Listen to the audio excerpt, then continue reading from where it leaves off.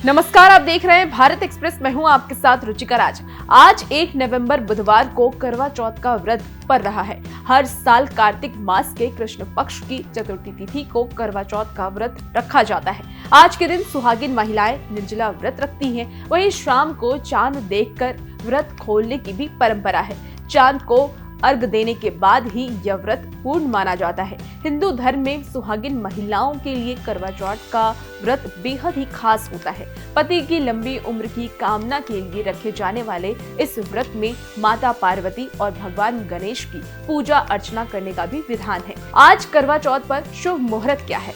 तो करवा चौथ व्रत की पूजा शुभ मुहूर्त में करना चाहिए, तभी करवा चौथ व्रत का पूर्ण फल मिलता है। पंचांग और ज्योतिष के जानकारों के अनुसार कार्तिक माह के कृष्ण पक्ष की चतुर्थी तिथि 31 अक्टूबर मंगलवार की रात के 9:30 से शुरू हो जाएगी, जो कि 1 नवंबर की रात के 9:19 तक समाप्त होगी। वहीं उदय तिथि को ध्यान में रखते हुए करवा चौथ व्रत 1 नवंबर को रखा जाएगा। वहीं साल 2023 में करवा चौथ पर पूजा का शुभ मुहूर्त शाम को 5:44 से शुरू होते हुए शाम को ही 7:02 तक रहेगा। करवा चौथ के दिन चांद के रात में 8:26 पर निकलने की संभावना है। वहीं चंद्रमा को अर्घ देने से पहले करवा चौथ की पूजा की जाती है। वहीं सुहागिन करती है पति की लंबी उम्र की कामना।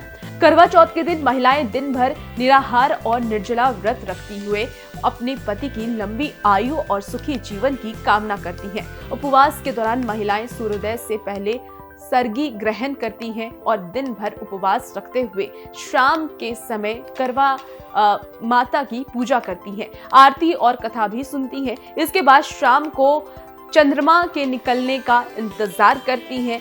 तब चांद के दर्शन होते हैं तो सभी सुहागिन महिलाएं चंद्रमा को अर्घ देते हुए अपने पति के हाथों से जल ग्रहण कर व्रत को खोलती हैं। इस दिन सुहागिन महिलाएं व्रत पूरा करने के बाद अपने बड़े बुजुर्गों का आशीर्वाद लेते हुए करवा चौथ का पारण भी करती हैं। अब जानते हैं कि करवा चौथ की कथा क्या है। एक समय की बात है, किसी राज्य में एक साहूकार रहता था जिसके 7 बेटे और 1 बेटी थी। उसकी बेटी अपने पूरे परिवार की चहेती थी। सभी उसको बहुत स्नेह करते थे, साथ में बैठकर भोजन कराते थे। और एक दिन कार्तिक मास के कृष्ण पक्ष की चतुर्थी के दिन करवा चौथ के अवसर पर साहूकार की सभी बहुएं और इकलौती बेटी व्रत रखती है। रात के समय सभी भाई भोजन करने बैठते हैं। छोटे भाई ने जब अपनी लाडली बहन से भोजन करने को कहा तो उसने बताया कि आज चंद्रमा को अर्घ देने के बाद ही मैं खाना खाऊंगी। सुबह से ही बिना अन्न जल से के निर्जला व्रत रखने के कारण बहन की हालत छोटे भाई से देखी नहीं गई। ऐसे में उसे एक उपाय सूझा। छोटे भाई ने दूर पीपल के पेड़ के पास एक दीपक जलाकर उसे चलनी की ओट पर रख दिया। देखने पर यह बिल्कुल चतुर्थी की चांद की तरह दिखाई देता था। ऐसे में उसकी बहन उस दीपक को चांद समझकर करवा का अर्घ देकर खाना खाने लगती है। भोजन के पहले निवाले को मुंह में डालते ही उसे छींक आ जाती है। उसके बाद जब वो दूसरे निवाले को मुंह में डालती है तो बाल आ जाता है और तीसरा निवाला डालते ही उसके पति की मृत्यु की सूचना उसे मिलती है। ऐसे में वह शोक मनाते हुए विलाप करने लगती है। उसकी भाभी यह सब कुछ देख रही थी और उसे भाई द्वारा बनाए गए नकली चांद के बारे में पूरी सच्चाई पता थी। उसने अपनी ननद को पूरी हकीकत बताई और कहा कि गलत तरीके से व्रत के टूटने के कारण ही देवता रुष्ट हो गए हैं और इसी के कारण ऐसा हुआ है। यह जानकर वो काफी दुखी होती है और अपने पति का अंतिम संस्कार ना करने का फैसला करती है।